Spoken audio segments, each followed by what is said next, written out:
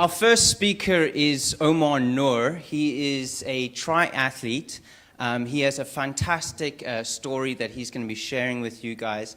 And his talk is titled Living with Passion. So please help me welcome Omar Nour onto the stage. Hi everyone, how's everyone doing?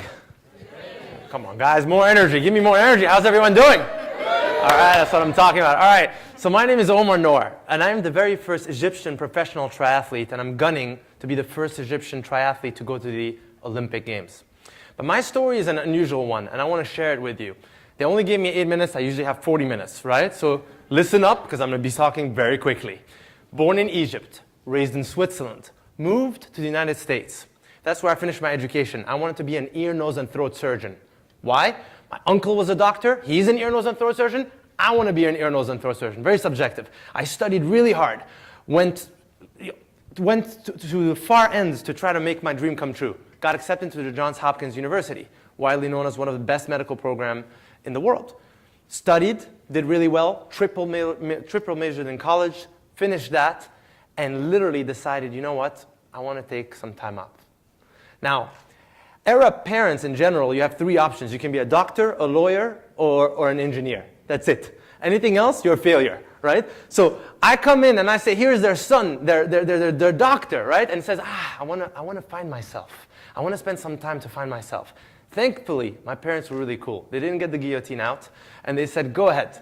Find yourself. Find what your true passion is. And I'm so grateful that they did that, because my life changed 180 degrees.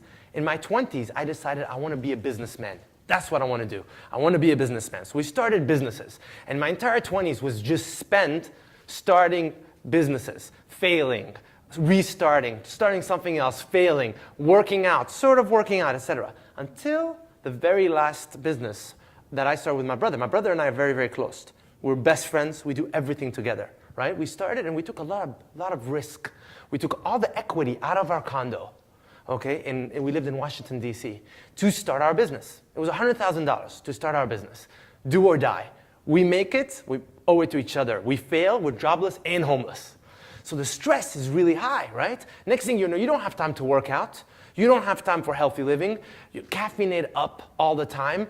Unhealthy habits, not sleeping, because we're doing everything ourselves. Google was actually our best friend. Like, how to wire an office, Google, right? Well, we're not going to hire anybody. We did everything ourselves. So next thing you know, boof, I start to get heavier and heavier and heavier.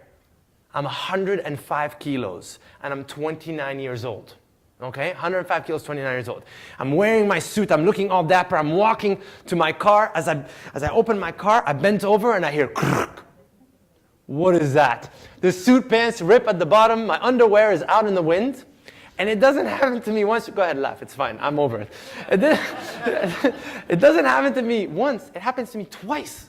So the second time, I'm like, this cannot be. Like, this is not the right lifestyle. I have to change something about my life. I go to my brother and I say, look, Habibi, we need to do something. What? He's like, oh, we thought now we had like a huge company. We had 20 employees. We thought we were Google. He's like, oh, it's a huge company now. Go find something to do. I'm like, okay, all right. I go out there, and a buddy of mine says to me, oh, there's a triathlon. 29 years old. I'm like, what is a triathlon? He's like, you swim 1.5 kilometers, you bike 40 kilometers, you run 10 kilometers. In my mind, it's like, this is the most ridiculous thing ever. Why would I ever do that? Like, is somebody chasing you? Like, what's the purpose of this? And he's like, no, this is for healthy living. This is amazing. This is a lifestyle. It's going to change everything about you. I'm like, all right, whatever. Just sign me up. He's like, but you're fat. I'm like, just sign me up. I'll figure it out, right? He's like, did you own a bicycle? I'm like, no. He's like, when was the last time you cycled? I'm like, I wouldn't call it cycling. I was 13 years old. It was a BMX. He's like, all right, dude, and he signed me up. One thing led to another. I started to train. And as you start to embrace this healthy lifestyle, what happens? Endorphins start kicking up in your systems. You start to feel happy. Boom, start to lose weight, fitting in my clothes. Life is starting to feel good, right? I go do my first triathlon. And one of the things that is amazing about sports is it opens up your world to also great friendships, right? Because you are who you surround yourself with. And one of the people that I met was actually the mayor of Washington, D.C., and I just wanted to know if I beat him or not. So I went up to him, I said, excuse me, Mr. Mayor, I just want to know, what was your time? He's like, 2:21. I was like, wow, impressive. I shake his hand, I start to walk away. He's like, hold on, what was your time? And I go, 2:18, and I smile. He's like, here's my card. I want to train with you. I'm thinking, this is a politician in the middle of a crowd. He doesn't care. He's not going to do anything about it. Sure enough, he calls me up, and I start to train with the mayor. Over the next 3-4 years, we're best friends. Every time we go out to train, we have police escort. It stopped being about health or anything. It was like, this is amazing, right? Every time Adrian calls, I drop everything and I go, right? And my brother's like, Habibi, what's going on? You know, we started this company together, and now I'm working and you're working out. I'm like, I'm doing business development. I'm cycling with the mayor. He's like, all right, dude, you have 6 months. You don't close a deal, we talk. 6 months go by, I don't close the deal. He says, okay, you have 2 options. Option 1, keep this a hobby. Come back to me. I need you here. Run the company with me. Option 2, I will run the company for the 2 of us.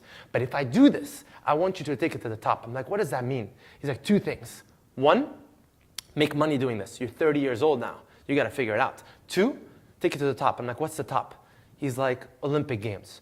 Ignorance is bliss. One of my favorite quotes is, no one told them they couldn't do it, so they went ahead and did it. I said, oh, option B. Yallah, we'll go option B.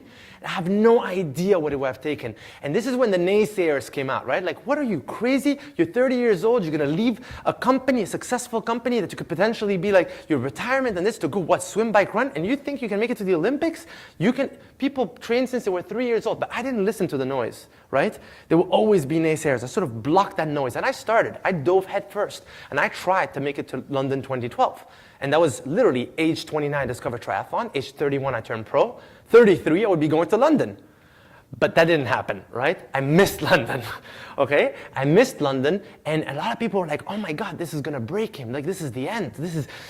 What is he gonna do now? He's 33 years old. I was like, no. I realized all of a sudden it wasn't about the destination. It was about the journey. Somewhere along the way, it became about the journey. The people I met, the lifestyle, the things, that the destination is just the cherry on top of the cake, right? So I decided, you know what? I'm gonna go. I'm gonna go to Rio 2016. So now Rio 2016 is my new thing. I'm going to be 37 years old. I started to train super hard. And my new passion and my thing that I discovered is I came here to the UAE and I went to do a triathlon and I spoke. I love to speak. So I spoke to some kids before their triathlon. And one of the kids, I just thought I was wasting time for 20 minutes. Went to shower.